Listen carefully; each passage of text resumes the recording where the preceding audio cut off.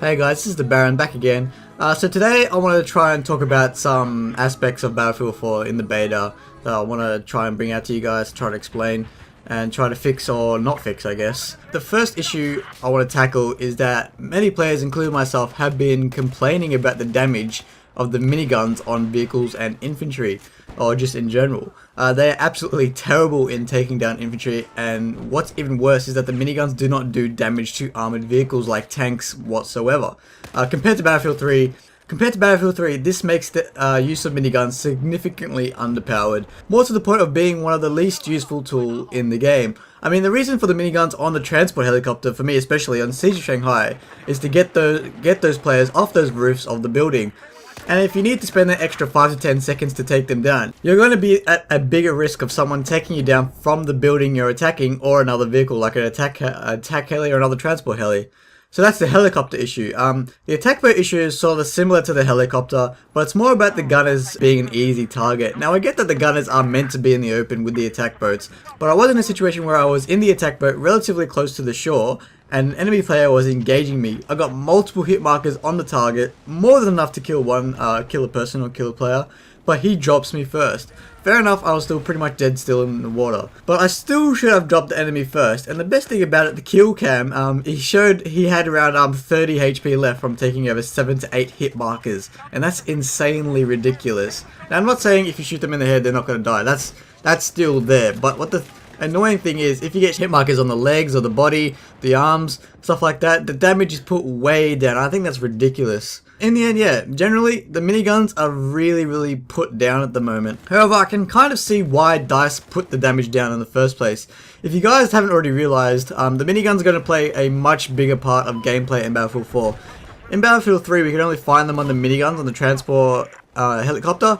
Now in Battlefield 4, they'll be found on helicopters, on attack boats, on transport boats, and we know that DICE are really going to push naval warfare. And having those Battlefield 3 miniguns on these vehicles could actually create imbalance with both vehicle versus vehicle and vehicle versus infantry. So I'm thinking that's why the miniguns do not do damage to armored vehicles and small amounts of damage to everything else. If that is the case, I still think miniguns should do some amounts of damage to all vehicles, but DICE will still have to up their ante on the damage. Next, I also just wanted to touch base about RPG locking in Battlefield 4. Me personally, I think it's an unnecessary feature. The whole purpose of RPG SMOR is to free fire those rockets and only free fire. There are other weapons out there that have a lock on it, like stingers and javelins and stuff like that, and those already are shunned enough by the community as it is.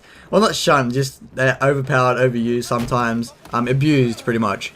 The RPG and SMOR will have the most powerful rockets in the game, whereas the Stingers and the Iglas will have the least. So the lock-on feature, I think, will completely render lock-on weapons useless, pretty much. What's the point of even using a Stinger or an Igla or a Javelin if you have a teammate over there just locking on helicopter stuff like that, and you've got a RPG or SMOR? No one's ever going to use the Stinger or the Igla or the Javelin or stuff like that. So tell me what you guys think about locking below. Do you like or dislike it, or should it be changed to make it more balanced? And finally, my last dot point for the day is, do you like the new cornering feature?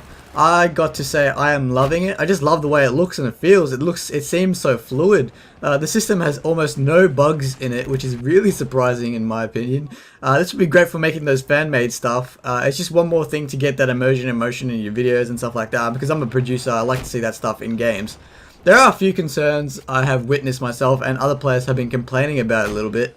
Obviously the main one being that the veteran Battlefield players are not used to it at all. Having your character peek around a corner and the player not wanting that to happen. We could also have that peek above the corner, above cover, sorry, where players are getting shot easily once they peek over the point where they have no control. Me personally, I think the cover system is brilliant. It helps players have more tactical advantage. It also eliminates the problem we had in Battlefield 3 called head glitching, which is where one player is shooting over cover from their point of view, but from another player's point of view, the gun they are holding is behind cover. So it doesn't make sense. Like, the gun is shooting, it should be shooting into the cover, but it's actually shooting above the cover. Essentially, this was the perfect cover, but it did make the game really unbalanced and unfair to those copying damage from someone who could not be shot at all. Of course, anything here is all subject to change. We are still in the beta, so take this video with a pinch of salt. But that's it from me. Now it's up to you guys to tell me what you think below about the miniguns, about the RPG locking, and about the cornering system or the peeking system. Only a few more days until the beta ends, so if you haven't played it, get to it. It's really a lot of fun. Thanks again guys for watching. Don't forget to like, comment and subscribe, and be sure to check out my other videos, and I will see you next time.